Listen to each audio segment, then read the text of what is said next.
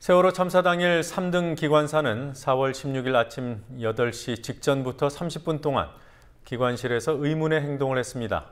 당사자는 페인트 칠을 했다고 했지만 CCTV에 포착된 그의 행동은 페인트 칠을 하는 것으로 보이지 않는다는 것이 전문가들의 거의 일치된 견해입니다. 이 대목에서 반드시 짚어야 할 부분이 있습니다.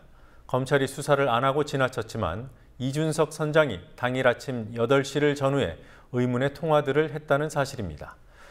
유가족 측에서도 이 부분에 대한 검찰 수사를 촉구하고 있습니다. 김현주 PD가 보도합니다. 복원된 세월호 CCTV 영상에서 3등 기관사의 행적이 공개된 후 여러 가지 의문이 제기됐습니다.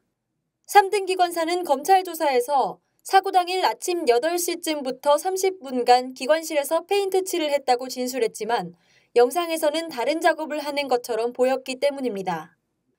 그런데 그 무렵 분주하게 움직인 사람은 또 있습니다. 바로 이준석 선장입니다. 지난 4월 30일 뉴스케이는 이준석 선장이 오전 8시를 전후해 오하마나오 선장과 청해진 해운 화물 담당 직원에게 전화를 걸어 의문의 통화를 했다고 보도했습니다.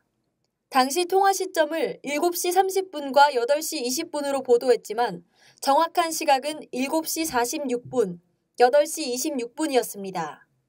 당시 청해진 해운 관계자는 국민TV 취재진에게 평소에는 선장이 본사 직원들과 좀처럼 통화하지 않는다고 말했고 화물 담당 직원은 이 선장이 뭔가 할 말이 있는데 하지 않는 듯한 느낌을 받았다고 설명했습니다. 하지만 검경합동수사본부는 이 두 차례의 통화 내용을 수사 범위에 넣지 않았습니다.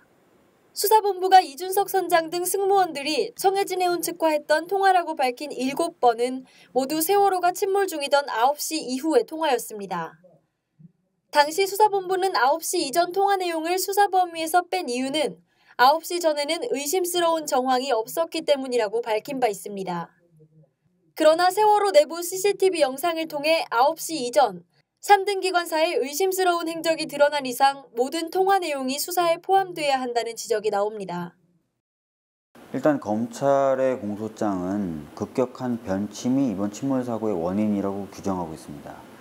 그런데 급격한 변침은 8시 한 48분에서 52분 그 사이에 일어난 것이죠. 원인을 그렇게 규정하고 나서 보니까 당연히 그 이후에 있었던 일들만 추적하게 되는 것입니다. 그런데 만약에 이 급격한 변침이 하나의 침몰의 원인이 아니라 선박에 이상이 생겼고 그 이상이 생긴 결과 중에 하나라고 한다면 그 이전에 있었던 일들을 사실은 조사를 하고 수사를 했었어야 되는 것입니다.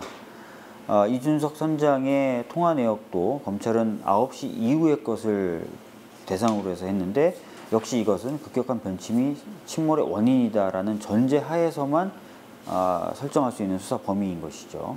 그래서 이번 CCTV 동영상 발견된 것을 계기로 해서 수사, 공소 제기가 전면적으로 재검토돼야 될 필요가 있습니다. 유가족 측도 이준석 선장의 의문의 통화에 대해 수사가 이루어지지 않은 것을 알고 있다며 총체적으로 입장을 표명할 생각이라고 말했습니다.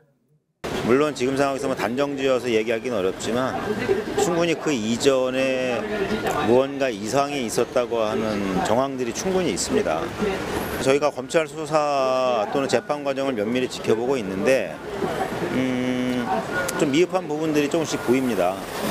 더 밝혀야 될 부분이 있는데 의심 가는 부분이 있는데 그 부분까지는 손을 대지 못하고 있는 또는 손을 대지 않고 있는 그래서 저희들은 검찰 수사와 재판 과정을 면밀히 지켜보고 좀 정리를 해서 미흡하다고 생각하는 부분들을 지금 정리를 하고 있거든요. 좀 적정한 시간에 적정한 때에 저희가 좀 내놓고 또 검찰에도 전달을 해서 뭐 보완 수사 내지는 뭐 추가 수사가 좀 가능해질 수 있도록 그렇게 좀 준비 작업을 하고 있는 상황이죠. 이 선장은 오늘 세월호 참사 이후 첫 증인신문대에 섰지만 8시 전후로 이뤄진 의문의 통화에 대해선 어떤 언급도 하지 않았습니다. 국민TV 뉴스 김현주입니다.